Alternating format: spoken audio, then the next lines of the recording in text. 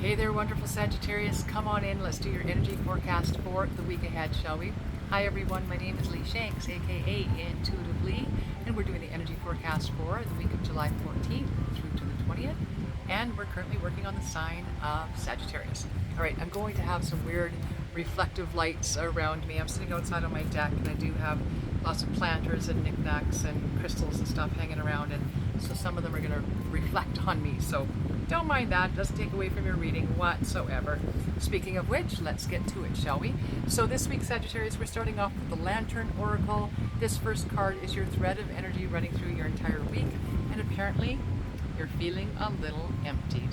All right, it says here, the ending and the beginning lie at either side of the same door. So this emptied feeling, like coming to the end of the line, feeling like it's a done, it's a finish, it's a completion in some way, and just feeling emptied through that process. The reminder here is when you come to the ending of one thing, it's actually making room for a new beginning in someplace else, right? So even though you're feeling empty right now, it is that last sort of kick of the cat before you, terrible saying, isn't it? Kick of the cat. You're right, there's more than, yeah, anyways, I'm gonna get lost in a sidetrack here.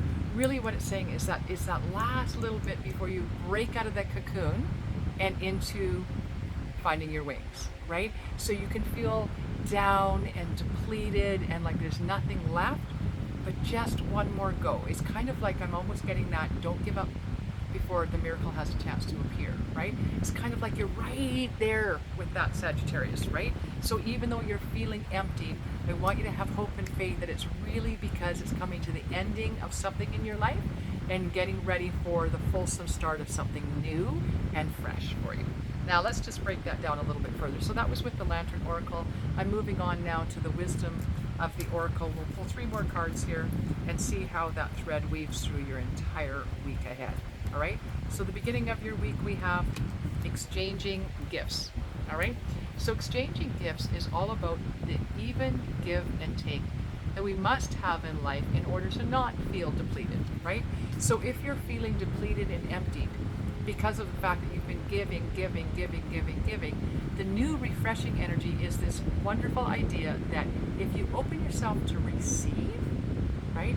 That's the other side of that gate. That's the other side of that door. That's the new beginning, is for you to learn how to receive. And there's that beautiful give and take of the energy, which is going to lift you up. It's going to inspire you. It's going to give you clarity. It's going to refresh you. You're going to feel energized, right? All right. Let's see where we're going by the middle of your week here, Sagittarius. We have for you, get on it. Tick tock. The clock continues to go round and round and round and waits for no one and stops for nothing. You don't have all day, you don't have all year, you have now. You have now to make the changes that you want. You have now to do the things that you want. You have now to make that beginning, that fresh start, that new way of being, or that new direction you want to go in. You have now, right?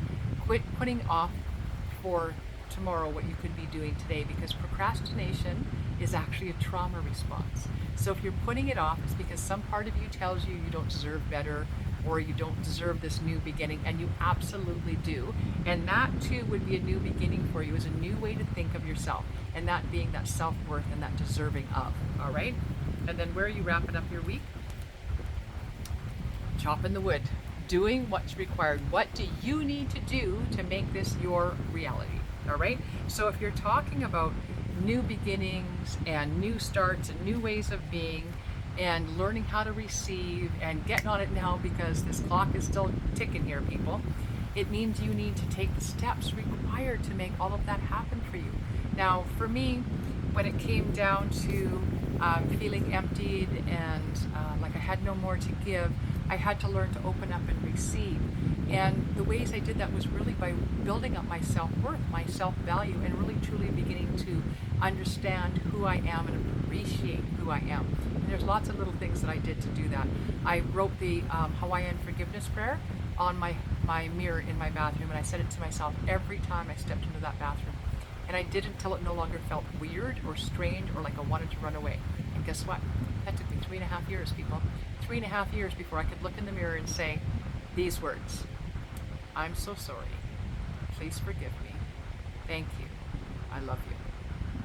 3.5 years later, I felt I was worthy of all of that and more.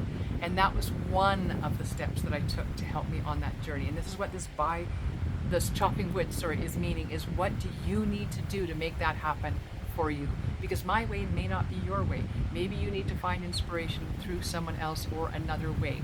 Wherever it is for you, allow that into your life. I am telling you, the new beginnings, what's on the other side of the door of the ending, is very, very much worth it. All right? Blessed be. I hope this has made sense to you. Please leave a comment in the chat box below if you're so inclined. Please also hit your like, share, and subscribe. And I will see you back here next week. Hit your notification button just in case you forget. And I will see you soon. Blessed be one and all. This is Intuitively signing off.